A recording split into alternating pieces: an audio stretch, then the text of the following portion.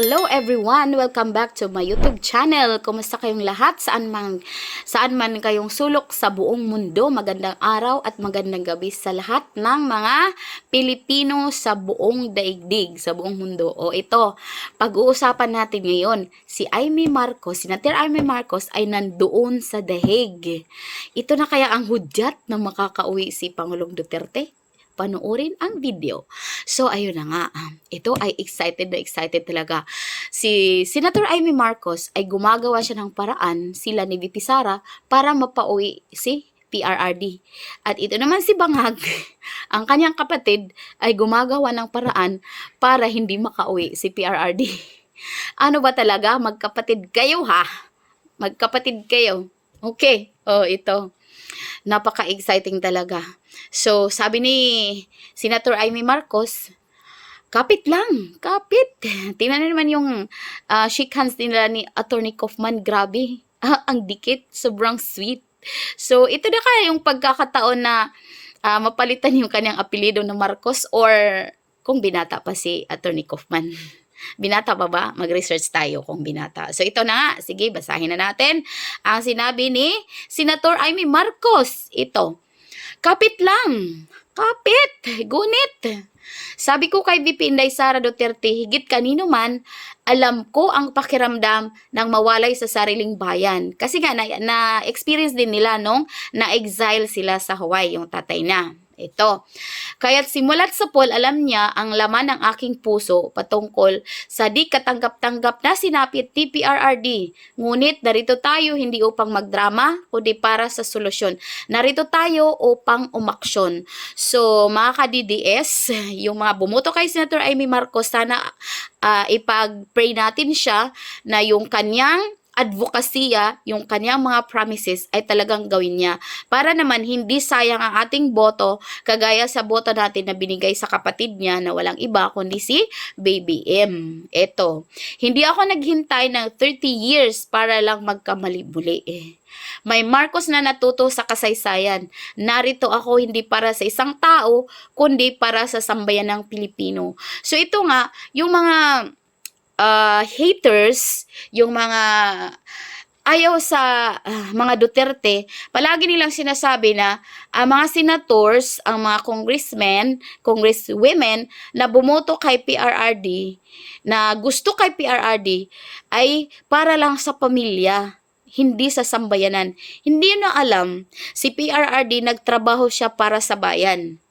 Lahat ng Pilipino naka-experience. Lahat ng mga Pilipino nakaramdam kung ano ang kanyang ginawa. Kung hindi ka pasaway, kung hindi ka masamang tao, hindi ka magagalit sa kanya. Kasi ang gusto niya ay matiwasay na pamumuhay, matiwasay na bansa, at matiwasay na buhay ng bawat isa. O, sasabihin niyo, pinatay niya yung mga inosente. Hindi siya ang pumatay. Hindi. Sasabihin nyo na yung mga tao niya kasi inutos. Saan nyo mababasa na inutos niya na puntahan mo doon at patayin mo? Saan? Saan mo makikita? Saan mo mababasa? Patunayan mo yan para alam mo. So, ito sabi ni Senator Amy Marcos, thank you Attorney Nicholas Kaufman. Together, we will bring PRRD. O see? Napaka-strong yan. Together, we will bring PRRD home. Sana madala niya. Pag uwi nila ni VP Sara ay madala na niya. Pero parang napakahirap kasi ayaw ng kanyang kapatid. Kasi ayaw ng mga taong nakapaligid sa kanya. Kasi madali lang. Yun ang sabi ni Attorney Kaufman na kung may isang state na willing siyang tanggapin, pwede siyang ipadala doon. Kaso nga, kapag tinanggap siya ni BBM, si PRRD, ano ang mangyayari? Wala silang isang salita. Ano ang mangyayari? Yung kanilang mga ginawa ay baliwala. So ngayon, tingnan nyo, ano ang nangyari kay Tory? Chief na siya.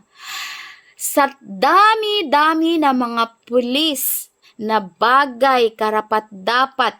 Bakit si Tory? Kasi yun ang ultimate prize niya sa kanyang ginawa para kay PRRD. O diba? See? Yun. Wala na. Pero ngayon, meron tayong isang pag-asa. Yun ay ang kapatid niya mismo na si Senator Amy Marcos. Galing sa kanyang bibig na, "Together, we will bring PRRD home." Dahil siya ay isang Marcos, dahil sila ay nagkamali na. So, ang pagkakamali ay dapat nilang itama. Na yun ay mas pinaigting at mas pinatunayan naman ng kanyang kapatid. Kapatid niya ba yun? But on the other hand, naiintindihan ko rin yun si BBM, si Presidente BBM. Bakit? Kasi yung nakapaligid sa kanya ay yellow at saka feng. Tingnan mo. Ang asawa niya, Araneta. Kaano-ano yan ni Maruas, yellow.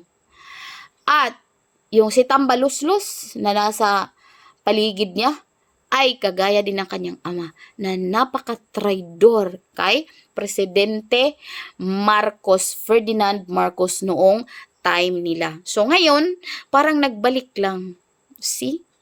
Tingnan natin kung ano ang mangyayari kasi ngayong March 31, magsiselebrate sila sa birthday ni BP Sara doon sa The Hague. At marami silang bisita. Andon si Doc Eric Mata at saka yung asawa niya. Andon si Attorney Harry Roque, andon si Senator Padilla, at nandun ang mama ni VP Inday Sara. So, panoorin natin, abangan natin kung ano ang mangyayari sa mga susunod pa na mga kabanata sa buhay ni PRRD sa The Hague. Mayor pala kasi nanalo na siya. So, yun lang po. Sana ay suportahan nyo ang aking bahay na maliit lang.